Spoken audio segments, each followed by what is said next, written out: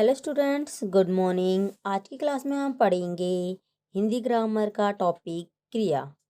जैसा कि आप इसे बेटा शुरुआत से पढ़ते हुए आ रहे हो, ये जो टॉपिक है ये आपका थर्ड फोर्थ से स्टार्ट हो जाता है, जिसे आप आखिरी तक यानी कि 10 12 तक पढ़ते रहते हो। तो आज मैं इसी टॉपिक को कराने वाली हूँ और कुछ ऐसी ट्रिक्स बताऊँगी जिसके कारण तुम आसानी से इस टॉपिक का कोई भी क्वेश्चन आराम से कर लोगे। तो चलो स्टार्ट करते हैं इस टॉपिक को और जानते हैं क्रिया किसे कहते हैं। सबसे पहले आते हैं हम क्रिया की परिभाषा पर।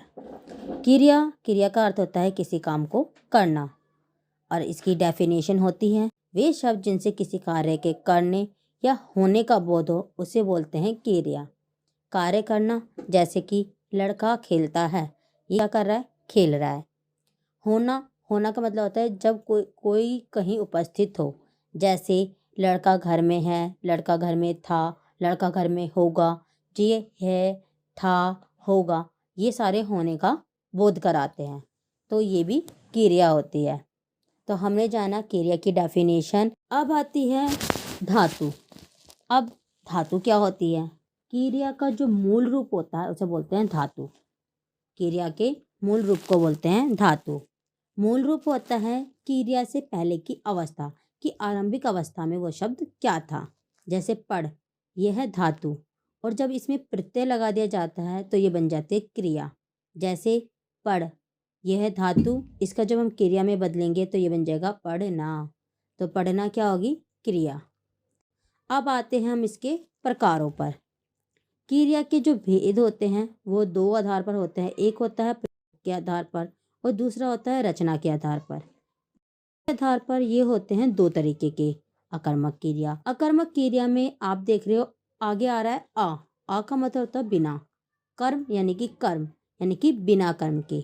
अकर्मक क्रिया वो क्रिया होती है जिसमें कर्म की अपेक्षा नहीं होती, जिसमें कर्म नहीं होता, वो होती है अकर्मक क्रिया। इसको पहचानने की ट्रिक ये है कि अगर आप क्रिया के पहले क्या लगाओगे और आपको उसका आंसर नहीं मिले तो वो होती है आपकी अकर्मक क्रिया। जैसे मोहन कमरे में छिपा है। मोहन कमरे में छिपा है। जब आप इसको अगर जो मैंने ट्रिक बताई थी इस ट्रिक को यहाँ लगाओगे तो आपका ही बनेगा मोहन क्या छिपा है। मोहन क्या छिपा है। क्या ये क्वेश्चन सही बना?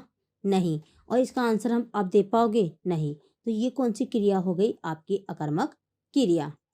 आप इसको एक तरीके से और याद रख सकते हो कि इसमें जो सारा का सारा प्रभाव है वो कर्म पे ना पड़कर कर्ता पर पड़ता है। किस पर पड़ता है?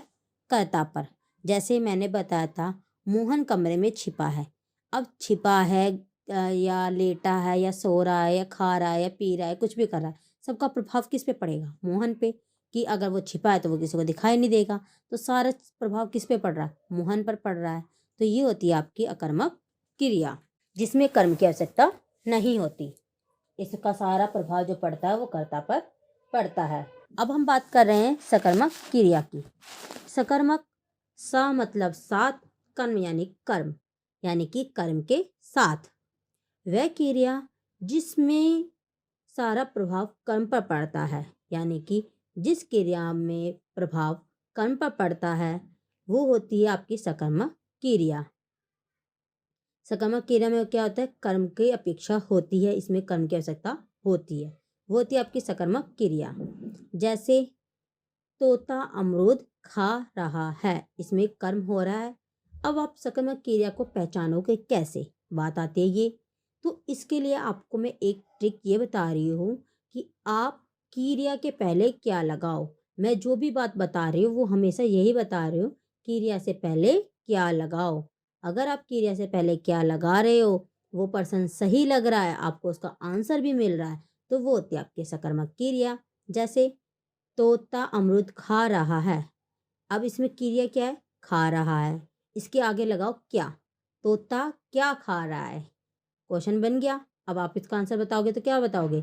तोता अमरूद खा रहा है। क्या खा रहा है? अमरूद।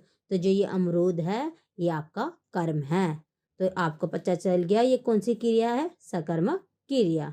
इसमें जो कुछ चीज़ें ऐसी होती है जो नष्ट हो जाती है, ख़त्म हो जाती है, जो बर्बाद हो जाती है। जैसे अमरूद खा रहा है, अब तोता जब अमरूद खा रहा है तो अमरूद तो ख़त्म हो गई। तो इस तरीके की जो क्रिया होती है वो भी सकर्मक क्रिया होती है। अब आती है सकर्मक क्रिया के भेद। अभी तक तो हमने क्रिया के भेद पढ़े, अब आ रहे हैं हमारे सकर्मक के भेद। सकर्मक के क्रिया के दो भेद होते हैं। पहला होता है एक कर्मक क्रिया और दूसरा होता है द्विकर्मक क्रिया।